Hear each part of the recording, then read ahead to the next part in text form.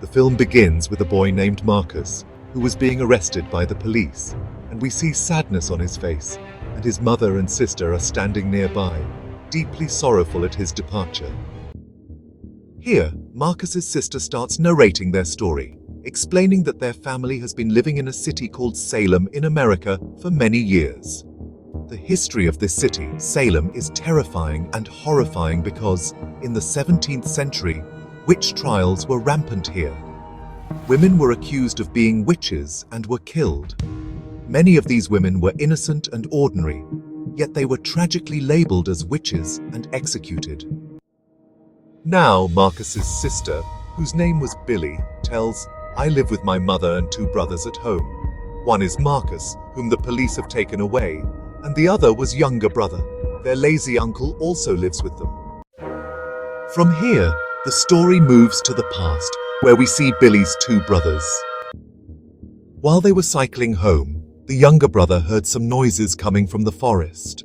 Following the sound, he ended up at a ruined house in the woods. Wow, what is this place? Upon checking, he found a knife and a diary there. At that moment, Marcus, his elder brother, arrived. What are you doing here? Give me those. Seeing these items, Marcus quickly snatched them from his younger brother's hands. This house must belong to some madman. Why else would such things be kept here? We need to leave now. He immediately told his brother to leave the place, and both brothers headed home. On the way, a group of boys started saying nasty things about their sister, Billy. Just ignore them. Marcus ignored his comments, but the younger brother got into an argument with them. Hey, you can't talk about Billy like that. However, when they made even more vile comments about Billy, Marcus lost his temper and started fighting with them as well. That's enough. Take that back. The younger brother was pleased to see this, thinking, "My brother does love our sister." When they reached home, Marcus's younger brother heard the strange sound again. What is that noise? When he checked his bag, he found the same knife from the ruined house. How did this knife end up in my bag when we left it behind? Seeing the worry on his face, their uncle asked, "What's in your bag?" Nothing, Uncle. Nothing at all. but the boy denied having anything in his bag. At home, Billy was arguing with their mother, saying she wanted to attend a party with her friend. Mom, I really want to go to this party with my friend. No, you can't go because you have to take care of your brothers. Actually, their mother worked outside, and Billy, being the eldest daughter, was responsible for looking after the family. Despite this, Billy kept insisting she wanted to go to the party. But Mom, I never get to do anything fun. Billy, we all have responsibilities. You know that. The tension in the house was palpable as the argument continued. At this point, Marcus and his younger brother entered the house. Then Billy and Marcus had a heated argument, and their mother scolded Billy, warning her not to leave the house. "Billy, you need to understand it's not safe out there." Marcus, you're not the boss of me. I can take care of myself. Billy, enough. You are not leaving this house, do you hear me? After this, their mother left for work. The younger brother again heard the mysterious sound, which, surprisingly, only he could hear. Why can't anyone else hear it? It's so loud. Troubled by it, he went to his room and began cleaning the rusty knife. This knife, it looks so old. How long has it been here? The knife looked ancient, possibly centuries old. On the knife it was written, "I will play a game." As soon as Billy's brother touched the knife, he began seeing bizarre and terrifying visions. He saw corpses of women and scenes of torture. It seemed as though he had been transported back to the 17th century. He also saw women being brutally executed, accused of being witches. Before he could read the other side of the knife, someone knocked on his door. Marcus's brother hid the knife and could not decipher what was written on its other side. The knife clearly seemed to carry some sort of curse. Slowly, the younger brother started falling under the influence of the mysterious sound. His behavior became strange, and he began doing whatever the sound instructed him to do. At one point, Marcus entered the room and suggested they watch a movie together. "Hey, how about we watch a movie together?" He took his brother out of the room. The three siblings, along with Billy's friend, started watching a movie. However, the younger brother's behavior remained odd. I have to do what it says. His condition clearly indicated that he was under someone's control, obeying commands from the mysterious voice and acting bizarrely. Seeing this, Marcus became suspicious. Meanwhile, Billy's friend, with whom she wanted to go to the party, and their uncle also arrived. Once again, Marcus and Billy argued about the party. Billy, you're not going to that party. Why do you always have to ruin everything? I just want to go for a couple of hours. Billy, your mother forbade you from leaving the house. Why do you disobey? But her friend had come to pick her up, and now she too felt like going to the party. Meanwhile, we see that the voice Marcus's brother was hearing was actually a spirit that had completely taken over him. This spirit wanted everyone to stay inside the house and play a game with it, as written on the knife. I will play a game. However, none of them knew anything about this game. All of you must stay inside the house to play the game. Now Marcus, noticing his brother's words and his changing behavior, became quite shocked. I and Billy will only go to the party with our friends for 2 hours.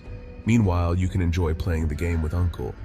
Fine. If you want to go to the party, go. But only after you play this game with me first. Now Uncle also refused, saying he wasn't interested in any game and would leave. I'm not interested in any game. I'll just leave. But Marcus's brother angrily forced him to sit down and made him a part of the game.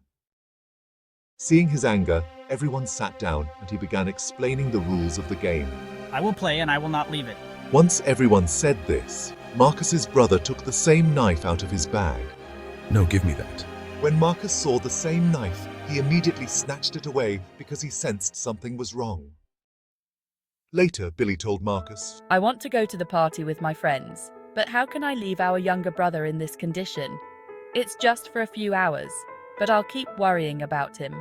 Don't worry, I'm here. I'll take care of him. So, Billy then left with her friends. However, the spirit inside their brother became angrier. Read the words written on the knife. It yelled at Marcus, ordering him to read the words written on the knife. As soon as Marcus read them, he started seeing bizarre and horrifying things, just like his brother had. Ah, what's happening? Terrified, he fainted on the spot. When Marcus regained consciousness, his younger brother, who now seemed normal, was beside him. The Marcus's younger brother said, "You fainted, so I, with Uncle's help, put you on the bed." Later that night, when the younger brother was asleep in his room, Marcus sneaked in. Quietly, he picked up the knife and began leaving. The sound woke his brother, who started following Marcus to see what he was up to. Marcus locked himself in the bathroom. Standing in front of the mirror, he saw the spirit of a boy with a cross mark on his forehead. Seeing this, Marcus carved a similar cross on his own forehead with the knife. The same spirit that had possessed his younger brother now took control of Marcus. Worried about Marcus, his younger brother asked him to open the door. When Marcus did, his brother was horrified to see his condition. Frightened, he ran to Uncle and told him everything. When they both came to Marcus, he was leaving the house with a knife and rope. Outside the house, Marcus went to a tree and tied the rope, made a trap. The spirit inside Marcus told Uncle that it wanted to play a game called With Him. However, Uncle dismissed the spirit's words and moved closer to Marcus to see what had happened to him and why he was behaving this way. But as Uncle approached, the spirit in Marcus became furious. He put the rope around Uncle's neck, tightened it, and hanged him to death. Meanwhile, at the party, Billy was talking to her friend, saying, "I don't want to live in this city anymore. Once I marry my boyfriend, we will leave this place." Then, she went inside to get another drink when she saw her boyfriend with another girl. Heartbroken, she realized he was betraying her. Devastated, she left the party in tears and started heading home.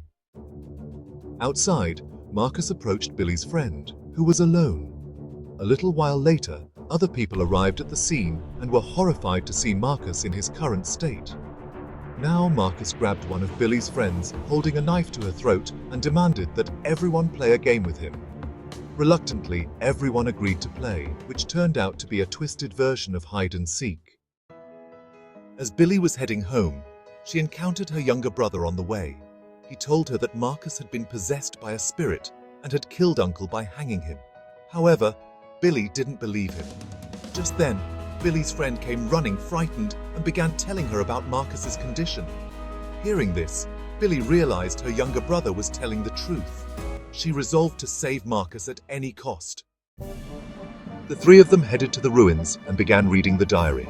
There, they uncovered the grim history of the town of Salem. In the 17th century, an innocent woman had been accused of being a witch and tortured brutally. She was sentenced to death, and her young son, Daniel, was relentlessly bullied by the local children. When the townsfolk attempted to burn the woman alive, she and Daniel fled to the forest, seeking refuge in the ruins. They carved a cross into his forehead with a knife, symbolizing his alleged evil. Billy was horrified to read this but couldn't continue due to her fear. Just then, the spirits of Daniel's mother and other innocent women who had been accused of witchcraft and killed appeared before them. The diary revealed that the townsfolk had eventually hanged Daniel and killed him with the same knife, carving the mark on his forehead. Using her son's bones, she forged the cursed knife, hoping to resurrect Daniel in a demonic form. Her efforts succeeded, and Daniel returned as a vengeful entity, slaughtering everyone who had wronged them. The cursed games associated with the knife became a trap. Those who played and lost were killed, while the sole survivor was declared the winner. Billy decided on playing as her younger brother was exceptionally skilled at it. Marcus agreed, and the game began. When he pointed the flashlight at him, Marcus screamed in agony, as Daniel's spirit within him had been burned alive in the past. Billy, her younger brother, and their friend began searching for Marcus. The three of them shone their torches on him together, causing Marcus to writhe in pain once again. Billy's brother explained that since the knife was made from Daniel's bones, it was the source of his power. After a while, Marcus found them again and, using his supernatural strength, lifted Billy's younger brother into the air. Enraged, Billy began reading the words inscribed on the knife. This caused Daniel's spirit to leave Marcus's body, but only to possess Billy's body instead. Now Billy could see numerous spirits attacking her, pulling her into their world. In that realm, she fought Daniel's spirit and almost destroyed it before returning to the real world. Billy told the others she had nearly defeated Daniel, but when she looked at her hands, they were covered in blood. Daniel's blood. This meant that while she had escaped, Daniel's spirit had followed her back. Bloodstains began appearing all over the house, indicating that Daniel was still present. The group decided to escape, but Daniel locked Marcus and his younger brother in a closet. Inside, Marcus felt immense guilt for all the deaths caused by his possessed actions. His brother comforted him, saying, "This wasn't your fault. You didn't do any of it knowingly." Meanwhile, Daniel attacked Billy. She fought back, but called for Marcus's help. Summoning his strength, Marcus broke the closet door and rushed to help her. But Daniel was too powerful and flung him aside. Billy's younger brother, filled with rage, challenged Daniel to one final game. As Daniel approached to accept, the younger brother stabbed him with the cursed knife. Daniel's spirit screamed in agony, collapsing to the ground. He began to burn and disintegrated into ashes, finally disappearing as black smoke. The group celebrated, believing the nightmare was over. The next day, Marcus turned himself into the police, consumed by guilt over the lives lost while he was possessed. This brought the story full circle to the opening scene of the film. However, as time passed, the scene shifted back to the ruins. The fire that once burned there suddenly extinguished, revealing the cursed knife and diary.